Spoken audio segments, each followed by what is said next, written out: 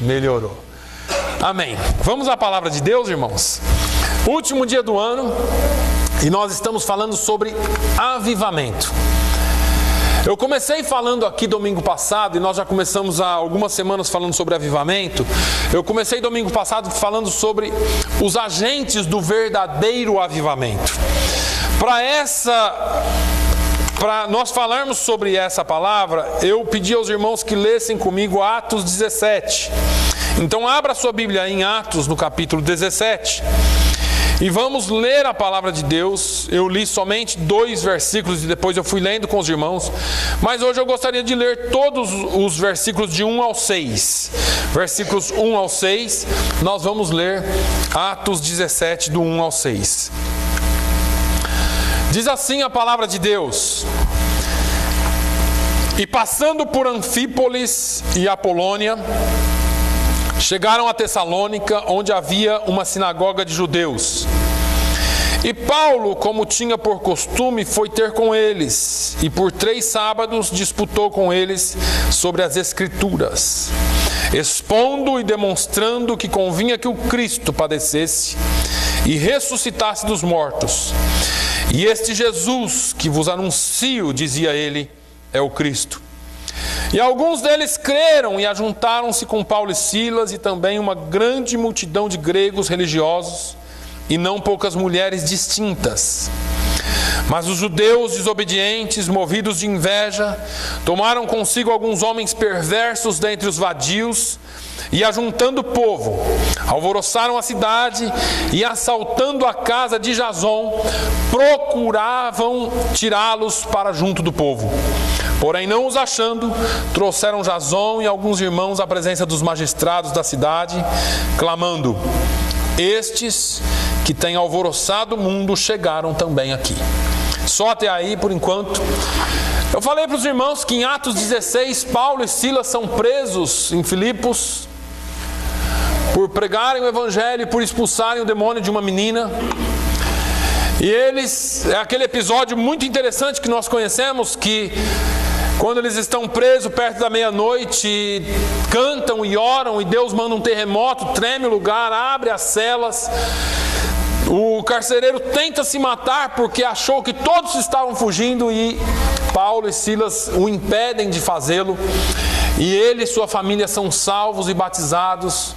E Paulo e Silas então são libertos da cadeia, e nós vamos ver ali esse milagre do terremoto que todo mundo conhece. Paulo e Silas viajam para a Macedônia, e eles passam por alguns lugares e chegam a Tessalônica. Lá em Tessalônica nós vamos ver um dos maiores avivamentos da história da igreja. O avivamento de Tessalônica foi tão grande que Paulo, quando escreve a sua primeira carta aos Tessalonicenses, ele fala no capítulo 1, dos versículos 6 ao 9, que eles se tornaram um exemplo de cristãos para toda a igreja, não só na Macedônia e na Acaia, mas por toda a Ásia. E aí, ele diz o porquê que eles tiveram ou se transformaram nesse exemplo, porque eles se converteram dos ídolos para Deus, e eles então haviam se tornado esse exemplo. E aí nós discorremos um pouquinho aqui sobre a história e começamos a falar sobre os agentes do avivamento. O que foi que provocou o avivamento naquela cidade?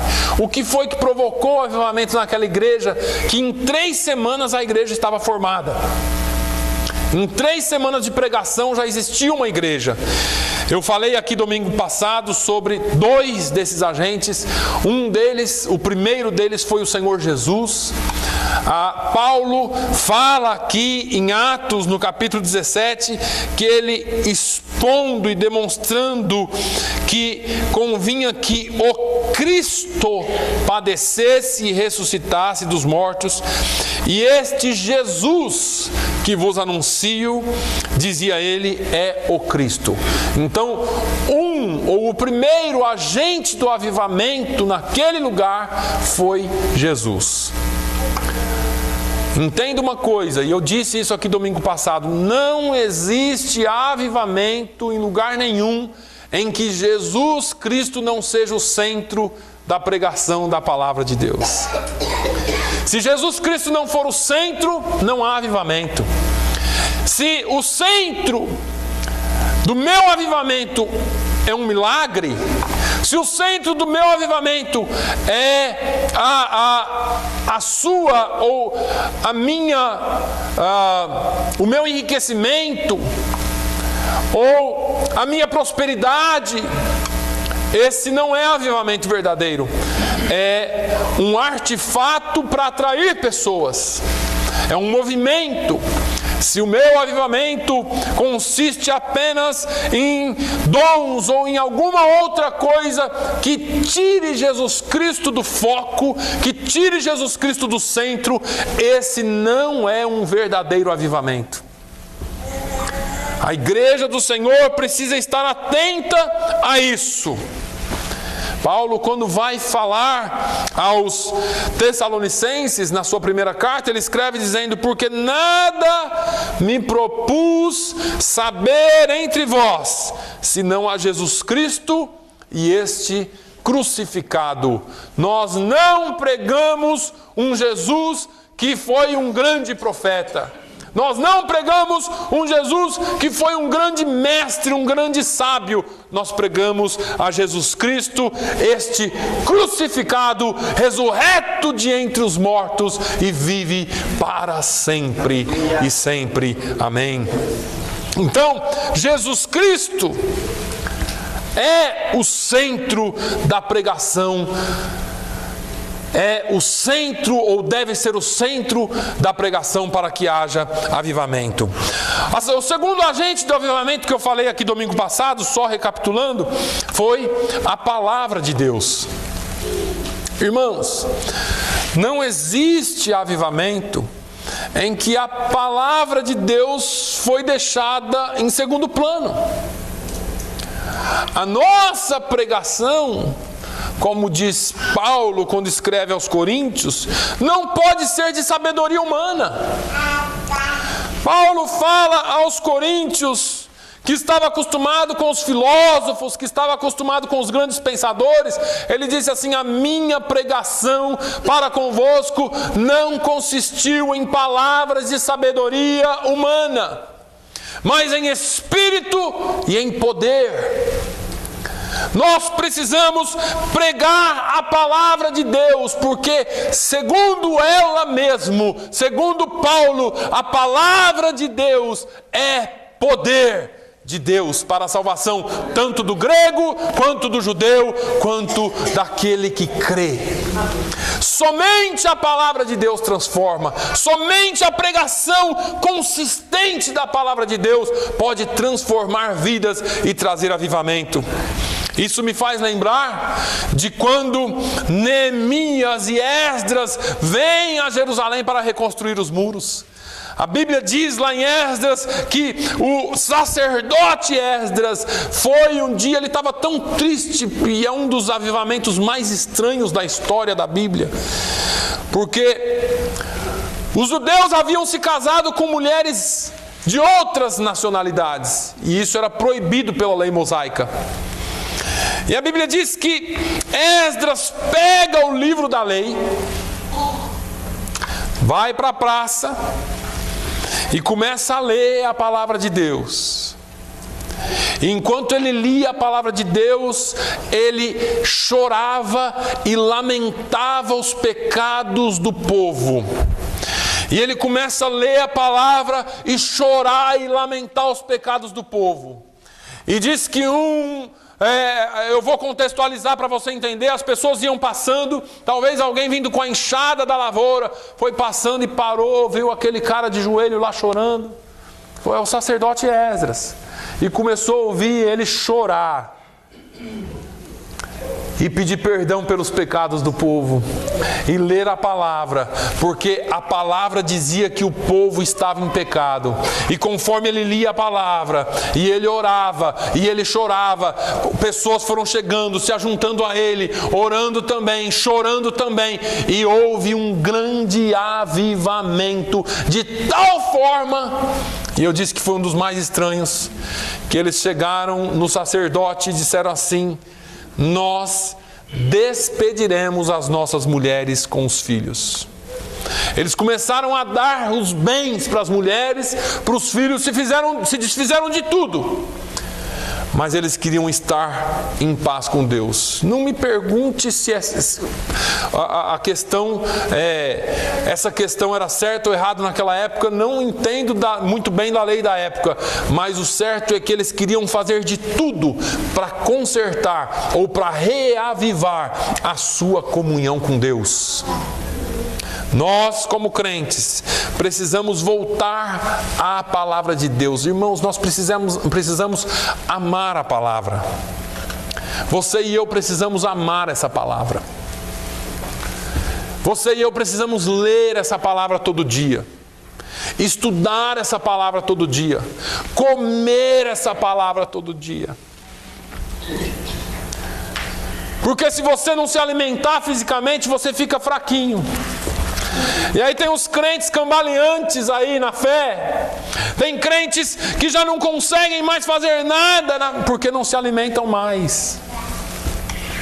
Alguma coisa aconteceu, eu não estou te julgando, eu estou dizendo que alguma coisa aconteceu. Se você não tem apetite pelas coisas físicas, provavelmente você está com algum problema de saúde. E se você não tem apetite pela palavra de Deus, provavelmente a sua saúde espiritual está em perigo.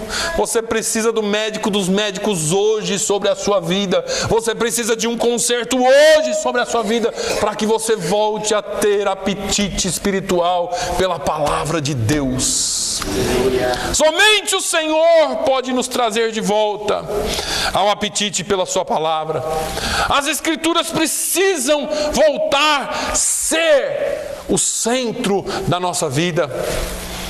Eu já disse aqui domingo passado, o salmista diz no Salmo 39: enquanto eu lia a tua palavra, se acendeu uma chama dentro de mim. É a palavra de Deus que reaviva o crente, é a palavra de Deus que traz vida ao crente. Sem a pregação da palavra, pura pregação da palavra, nós não vamos influenciar essa cidade. Sem o viver esta palavra, nós não vamos influenciar essa cidade. Nós podemos até dizer que somos crentes, podemos até ser crentes, mas se nós não andarmos de acordo com a palavra de Deus, nós estamos em problema. Mas o terceiro agente do avivamento de Tessalônica foi o Espírito Santo. Não há avivamento, e eu já vou ler para vocês, não há avivamento sem a ação do Espírito Santo. A palavra de Deus diz que é o Espírito Santo quem convence o homem do pecado, da justiça e do juízo. Não há avivamento sem o poder do Espírito Santo na igreja. Paulo fala na sua primeira carta aos Tessalonicenses, no capítulo 4 e no versículo 8, diz: portanto, quem despreza isto, não despreza o homem, mas sim a Deus, que nos deu também o seu Espírito Santo. É aos Tessalonicenses, no capítulo 5, e eu li na última segunda-feira que nós tivemos culto, que Paulo fala aos Tessalonicenses: olha, quer continuar o avivamento? Estou contextualizando. Não extingais o Espírito Santo. O original, a tradução mais correta para extinguir é apagar. Nós temos os extintores de incêndio, que extinguem incêndio. É a mesma palavra, extinguir. Não extingais o Espírito Santo. Não apague, não cesse, não tente afastar o Espírito Santo da igreja. Não apague. Os dons espirituais foram dados para a igreja para que eles sejam usados pela igreja. Presta atenção, eu falei aqui segunda-feira no culto, falei aqui domingo, eu vou traduzir isso para você de novo. Eu sou pentecostal por formação e sou pentecostal por convicção. Essa igreja é uma igreja pentecostal. Essa igreja crê nos dons espirituais. Essa igreja aceita a operação do Espírito Santo de Deus nela. Mas entenda, nós precisamos ter discernimento de Deus. Por isso que é importante o ensinamento, irmãos. Por isso que é importante ensinar a palavra de Deus. Por isso que é importante prestar atenção no que você vê e no que você lê. Porque existem movimentos como sendo do Espírito Santo que não são do Espírito Santo. E eu não estou julgando ninguém aqui. Eu não estou julgando ninguém. Eu só estou dizendo que o Espírito Santo precisa operar na vida da igreja para que a igreja viva. E a igreja precisa pedir ao Espírito Santo, pedir a Deus o discernimento do Espírito Santo, para saber como é e quando é que o Espírito Santo está agindo.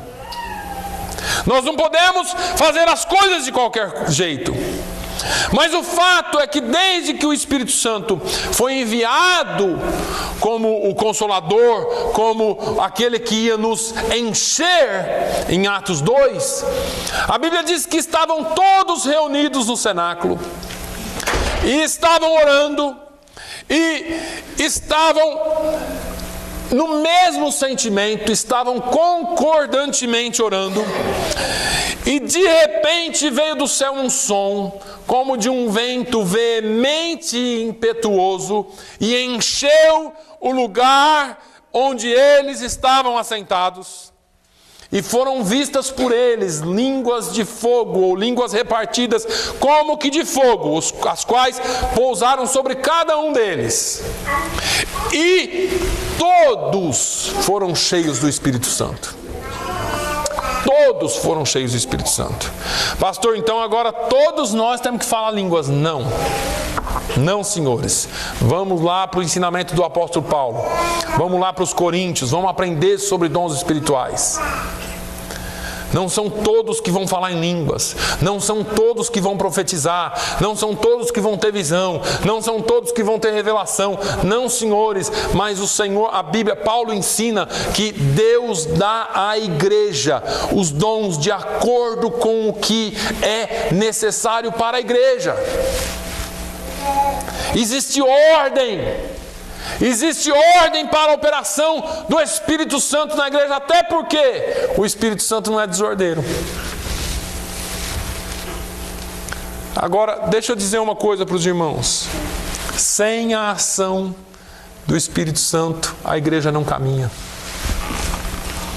Não caminha, irmãos, porque os dons são necessários para a igreja. A palavra de sabedoria é necessária. Quantas vezes você está falando com alguém e a pessoa simplesmente é tocada por algo que você falou e você não sabia que você estava falando algo tão íntimo e tão pessoal com a pessoa? Quantas vezes Deus usa uma palavra? Acho que foi ontem ou hoje que eu li alguma coisa que alguém colocou e disse assim: olha, eu estava triste e de repente Deus colocou isso aqui na minha frente para eu ler. Como Deus é maravilhoso. Entenda que Deus, Ele usa, o Espírito Santo, Ele usa pessoas, coisas, para nos trazer no ponto que Ele quer. A igreja precisa ser cheia do Espírito Santo. Significa que precisamos ser cheios, significa que precisamos pedir, que precisamos buscar, não poder. E eu vou explicar para os irmãos, porque às vezes as pessoas pensam que porque eu prego um pouquinho diferente do que um pregador pentecostal prega. É poder, poder, poder. Não, nós precisamos buscar a presença. Se o Espírito Santo for contigo, abre ali para ele, irmão. Se o Espírito Santo estiver contigo, você tem o poder com você. Você não precisa de você ter o poder. Porque, infelizmente, as pessoas se enganam com esse negócio de poder. Tem gente se sentindo muito poderosa porque fala em línguas. Tem gente que se sente muito poderoso porque profetiza. Eu já dei tanto exemplo aqui para os irmãos. Agora eu sou batizado com o Espírito Santo. Agora eu faço parte de uma casta superior da igreja. Irmãos, não é a respeito de ser superior ou inferior. Deus não tem classe de crente. Deus quer encher a igreja de dons para o bem e o benefício da igreja e da obra dele. É para que, quando você está lá na sua casa mexendo na panela do arroz, o Espírito Santo falar com você assim, ó, liga para a irmã Mariazinha, e você ouvir a voz do Espírito Santo. Aleluia. Para de cozinhar o seu feijão e vai orar pelo irmão Antônio porque ele está precisando. E você ser cheio ali e orar com poder e autoridade. Aleluia. É o Senhor te acordar de madrugada e você sentir que precisa orar pelo pastor, pela mulher do pastor, pela família que não veio domingo, porque Deus está te incomodando. Isso é a ação do Espírito Santo. Não é você ficar se mostrando cheio de pompas e circunstâncias, até porque o Espírito Santo respeita você. O Espírito Santo não tira a consciência de ninguém. Eu fui tomado e... Não, senhores, não faz isso. O Espírito Santo respeita a sua pessoa. O Espírito Santo quer usar você sim, mas Ele quer usar você de uma maneira que você não vai nem entender, mas você vai compreender, você vai saber o que está acontecendo. Ele não tira a sua consciência, mas Ele quer te encher. Deixa o poder do Espírito Santo encher a sua alma, deixa o poder do Espírito Santo encher a sua vida, porque não há avivamento com o Espírito Santo contido. O que eu estou querendo dizer é que você não pode conter o Espírito Santo. Pastor, eu não quero esse negócio aqui, eu não quero esse negócio ali, porque isso eu já vi tanta coisa ruim. Irmãos, eu respeito você, eu também já vi. E eu mudei muito a minha forma de pensar por causa disso. E é por isso que eu prego diferente, é por isso que eu ensino diferente, porque nós temos que ir para a Bíblia. O fato de um monte de gente ter feito errado não significa que nós não possamos ser cheios do Espírito Santo de Deus. Deixa eu falar uma coisa para você, quem copia é o diabo, não é Deus. Deus nos deu o Espírito Santo, Ele vive em nós. E Paulo disse assim, enchei-vos do Espírito Santo, enchei-vos do Espírito. Isso é contínuo, é todo dia, é toda hora. Você pode ser cheio com o Espírito Santo sim. O Espírito Santo precisa atuar no nosso meio. Deixe o Espírito Santo fluir na sua vida. Chore na presença dEle. Cante na presença dEle, aplauda quando der vontade de aplaudir, glorifica quando der vontade de glorificar, mas não deixe que o Espírito Santo fique do lado de fora da igreja. Quando Jesus escreveu a carta, uma das cartas do Apocalipse, ele disse assim para os crentes: eis que estou à porta e bato. E a gente usa isso aí para o ímpio, né? Não, ele estava escrevendo para uma igreja. Eis que estou à porta e bato. Se alguém ouvir a minha voz e abrir a porta, então eu entrarei e cearei com ele e ele comigo. Não deixe o Espírito Santo do lado de fora dessa igreja. Essa igreja crê na atuação do Espírito Santo de Deus. Nós estamos começando um novo ano, um novo tempo. É uma oportunidade a mais que Deus nos dá para conseguirmos ir além. Sem a força do Espírito Santo nós não vamos além. A minha oração é para que o Espírito Santo nos encha, para que o Espírito Santo avive esta igreja, para que o Espírito Santo encha você até você não suportar mais, até você não poder conter mais. Mas não é porque você vai sair pulando, gritando, derrubando a cadeira, não. É porque você vai estar tão cheio que quando você abraçar o seu irmão, você vai sentir a necessidade dele. Quando você abraçar o seu irmão e Deus te der uma palavra, você vai falar no ouvido dele, só para ele, e Deus vai encher a vida dele. Você não precisa fazer firula, você não precisa fazer um monte de coisa. Deus pode usar a sua vida sim. Você pode ser cheio do Espírito Santo sim, e você vai entender o que eu estou te falando. Aleluia. Deixe o Espírito Santo encher a sua vida. O quarto agente do avivamento verdadeiro que houve em Tessalônica, por incrível que pareça, foi o homem. O homem tem um papel importantíssimo nisso. Porque não existe avivamento sem você, irmão. Não existe avivamento sem você, irmã. Não existe avivamento sem mim. E por que é que não há avivamento sem mim e sem você? Porque o instrumento do avivamento são os homens. A causa do avivamento são os homens. A razão do avivamento são os homens. Deus não vai reavivar cachorro. O Saz é crente, vem para a igreja todo domingo, mas ele não vai ser reavivado, irmão. É você que precisa de reavivamento. Sou eu que preciso de reavivamento. Somos nós somos a causa, a razão do reavivamento. Deus não usa qualquer outra criatura para cumprir a sua obra espiritual na terra, senão os homens. Deixa eu dizer uma coisa para você, presta atenção aqui em mim. Deus quer usar você. Deus quer usar a sua vida na terra. Não fique esperando as pedras clamarem. Deus usa mula quando o profeta é... Você entendeu? Deus usa jumento quando o profeta não ouve, não vê, está cego espiritualmente. A mula está vendo e o profeta não está. Aí Deus é obrigado a usar a mula. Mas se você estiver cheio do Espírito Santo, não. Se você estiver cheio do Espírito Santo, não. Deus vai usar você. Deus não realiza nada entre os homens sem contar com os homens para desenvolver o seu projeto na terra. Ele conta com você. Agora, entenda. Eu quero nivelar esse negócio aqui para você entender. Quer dizer que Deus precisa de mim? Não também. Deus não precisa de mim e Deus não precisa de você. Quando não tem crente, quando não tem, Deus usa corvo, Deus usa mula, Deus usa quem Ele quiser. Mas o que acontece, veja bem, pela misericórdia dEle, Ele incluiu você, dentro da soberania dEle, Ele incluiu você no seu plano. Irmão, já era para você estar dando uns pulos de alegria aqui. Ele incluiu você no plano dEle. Ele disse assim: eu vou pegar aquele povo que está lá em Fall River, que pensa que está na esquina do canto do fim do mundo, e vou usar eles.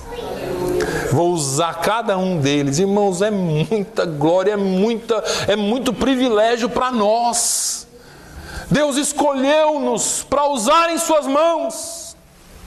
Deus, Ele decidiu incluir você no projeto dEle. Ele quis você. O escritor sagrado diz que os anjos quiseram.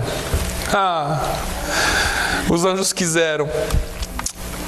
Eu vou te dizer uma coisa: se fosse o arcanjo Miguel pregando aqui hoje, ô culto glorioso, alguns de nós já estariam mortos. Na hora que ele olhasse, tira a espada assim, só toca, pum, morreu. Glória a Deus que não é o arcanjo Miguel aqui hoje, que é o pastor Naline.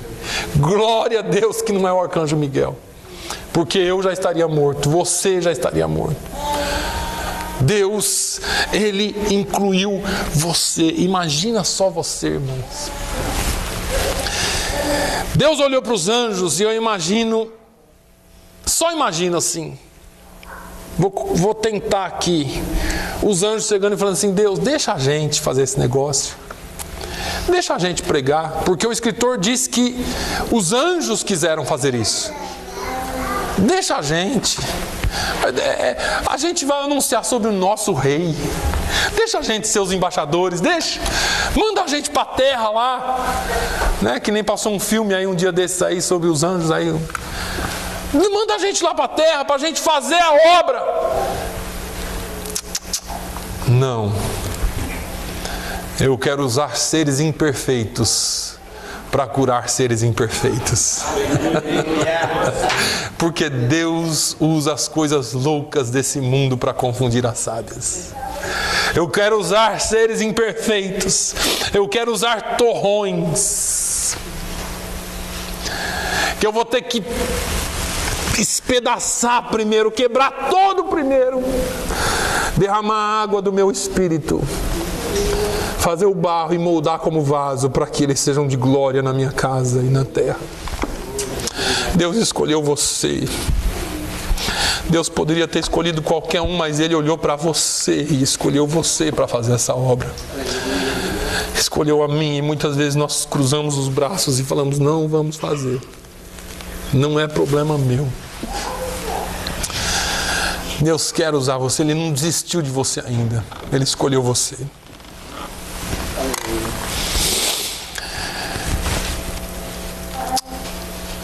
Ele falou isso na Bíblia.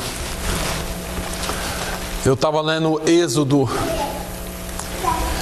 e lá no capítulo 25, quando Deus fala da Arca da Aliança, a Arca da Aliança representava a presença da glória de Deus. Quando Deus fala para Moisés, vocês vão fazer uma arca, uma caixa de madeira de acácia. Podia ser qualquer outra madeira. E eu vou te dizer por quê. Madeira de acácia é dura demais. Não dá prumo. Não alinha muito bem. Porque ela é cheia de nó. Cheia de nó. E aí, Deus fala assim, olha, vocês vão fazer essa caixa que vai receber a minha presença. E vai ter que ser com madeira de acácia. Vai receber a minha presença. E eu imagino, talvez alguém dizendo assim, não podia ser cedro do Líbano? Que é muito mais liso, que é muito melhor para trabalhar. Deus falou, não, madeira de acácia, cheia de nó, toda torta. Parece alguém que eu conheço. E aí, Deus falou assim, mas eu já chamei. E nomeei a Bezaleel, e nomeei a Aolibe, e os enchi do Espírito Santo e de sabedoria para lavrarem a madeira. Deus nomeou, chamou, encheu do Espírito Santo e falou, vocês vão lavrar a madeira. Vocês vão deixar essa madeira lisa. Aí eu imagino esses caras lavrando a madeira e não ficava lisa de jeito nenhuma. De jeito nenhum. Aí Deus falou, agora, essa caixa meio cheio de nó, meio dura demais, uma caixa complicada. Agora vocês vão pegar ouro batido, e vão revestir por dentro e por fora. Vocês vão revestir essa caixa de ouro por dentro e por fora. Se você não entendeu, eu vou traduzir para você. A caixa, que no passado era uma arca que recebia a presença de Deus, foi substituída por você. Você é o templo do Espírito Santo. Você é duro mesmo. É cheio de nó. Não dá muito prumo. Tem uns que você tem que bater e não apruma de jeito nenhum. Mas o Espírito Santo de Deus já separou alguém para ir te alinhando, para ir talhando você. E vai trabalhando você. E aí você fala, o pastor, aquele que Deus preparou para alinhar você, tem hora que reclama de você. Mas Deus, o Tony é tão torto, não dá alinhamento de jeito nenhum. Que cabeça dura. O fulano, a ciclana é tão ruinzinho, é tão durinho. Olha que coração duro, a gente fala e não muda. Aí Deus fala assim, mas eu enchi de ouro por dentro e por fora. Eu revesti de ouro por dentro e por fora. Ele tem o meu espírito e tem a minha presença. Não é você, irmão. É o Espírito Santo de Deus que está em você. Não é você, não sou eu. É o Espírito Santo de Deus que está em nós. O Senhor nos revestiu o corpo, o Senhor nos revestiu o espírito, revestiu personalidade, revestiu caráter. Ele está trabalhando você e no tempo certo você vai ficar alinhadinho, revestidinho de ouro. O Espírito Santo vai encher você e a glória do Senhor vai estar na sua vida. É Deus em você, é Deus em nós. E aí você diz assim: mas por que eu, Jeová? Não te interessa, Ele escolheu você. Eu também pergunto de vez em quando, mas tinha que ser eu. Eu tinha que estar aqui. Você se pergunta: o que eu estou fazendo aqui? Eu tinha que estar aqui. É você, porque Ele te chamou, porque Ele escolheu você. Você não consegue entender isso, mas foi Ele que quis. E deixa eu dizer para você, eu tenho sido mais e mais desafiado pela palavra de Deus com relação ao livre-arbítrio. Porque as pessoas se perguntam assim: pastor, mas nós não temos livre-arbítrio, nós não podemos escolher o que vai fazer, o que não vai fazer. Tem. Aliás, você tinha. E a pergunta que eu faço para os irmãos é: você entregou a sua vida para Jesus? Quantos aqui entregaram a sua vida verdadeiramente para Jesus? Levanta a mão. Eu aceitei Jesus, aceitei o sacrifício dele na cruz do Calvário. Ele é o Deus, é o Senhor da minha vida. Amém. Você ama dizer isso, né? Mas Ele é Senhor da sua vida agora. Glória a Deus. E depois que Ele é Senhor da sua vida, você não tem mais livre-arbítrio. Você tinha para escolher Ele ou não. Agora você escolheu Ele, agora Ele é Senhor. Ou você serve a Ele como Ele te chamou para servir, ou você pega o talento que Ele te deu, enterra, deixa lá e diz assim: quando Ele voltar eu devolvo esse negócio para Ele, porque apesar dele ser meu Senhor, eu não quero mexer com esse negócio não. E um dia Ele vai te encontrar de novo, e Ele vai dizer assim para você: tem duas opções, bom e fiel servo. Foste fiel no pouco, sobre muito te colocarei. Essa é a primeira opção. Ou Ele vai dizer: servo mau e infiel, eu te dei um talento e você não fez nada com ele, você enterrou ele. Dá aqui esse talento aqui, eu vou dar para os outros. Você não presta para nada mesmo. Aí a decisão agora sua, o seu livre-arbítrio é de servir ou não, apesar de você ter dito que Ele é seu Senhor.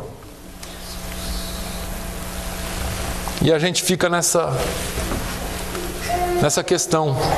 E deixa eu dizer para você, tem gente aqui que está na baleia do peixe, na barriga do peixe, que nem Jonas. Porque Jonas era profeta do Senhor. O Senhor chama para fazer algo e ele fala: não vou. Não vou não, Senhor. Não vou para Nínive coisa nenhuma, eu vou para Tarsis. E Deus disse: é Nínive, Jonas. Não, eu vou para Tarsis. E ele teve que ir lá para a barriga do peixe. E aí o Senhor manda para a barriga do peixe para Jonas acordar. E aí, se você pegar Jonas 3, você vai ver uma das orações mais lindas da Bíblia. Jonas orando: das profundezas clamei ao Senhor e Ele me ouviu. Ele me ouviu. Muitas vezes nós passamos por problemas porque nós não queremos dar o braço a torcer. Ah, mas que nada, foi você, eu fiz essa decisão de vir aqui, eu quis vir aqui. Não, você pensou que você quis. Você é servo, o Senhor te trouxe. E se Deus nos trouxe aqui, irmãos, nós precisamos ser fiéis a Ele. Deus usa a mim e a você para promover avivamento nesse lugar. Deus quer usar-nos para promover o avivamento. Você é pequeno, você está se sentindo tão mal que você não entende por que Deus te usaria. E o diabo, ele consegue colocar tanta confusão na cabeça das pessoas que você entende assim: mas eu estou todo errado, eu estou todo complicado, eu estou todo cheio de problemas, como que Deus vai me usar? Eu vou te falar por que Deus vai te usar. E você não esqueça disso nunca mais. Simplesmente porque Deus não erra.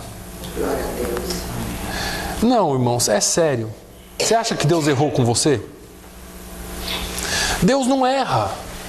Deus chamou você, Deus chamou a Jonas, Deus chamou você, Deus chamou a todos nós aqui, Deus chamou os profetas. Deus não erra.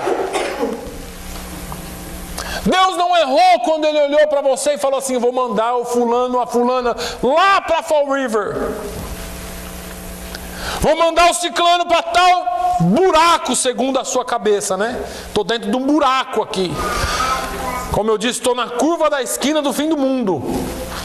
Mas Deus te trouxe aqui, porque Ele tem um negócio com você aqui, e Ele não errou. Deus é fiel, Deus não erra, Ele é perfeito. Ele escolheu você, sabendo quem você é, sem maquiagem. A gente está tudo bonitinho aqui, né? Vem todo mundo arrumadinho para a igreja, mas Deus te conhece do jeitinho que você é. Já falei aqui para os irmãos, Deus te conhece quando você chuta o cantinho da mesa, a perna da cadeira, no dedinho assim, sabe? Que você dá glória a Deus e aleluia bem forte. Eu sei, só tem crente aqui. Deus te conhece desse jeito. Deus te conhece quando você está dirigindo e toma aquela fechada, quando você erra alguma coisa, quando você quebra alguma coisa. É esse aí que Deus te conhece. Quando você está em depressão profunda por alguma coisa que aconteceu, quando você está chateado demais com alguém que você tanto ama, Deus te conhece aí. E Ele te entende, e Ele não errou com você. Deus não errou com você. Deus mantém o plano dele com você. O avivamento depende de você e é para você. Deus não comete erros, Deus não comete equívocos.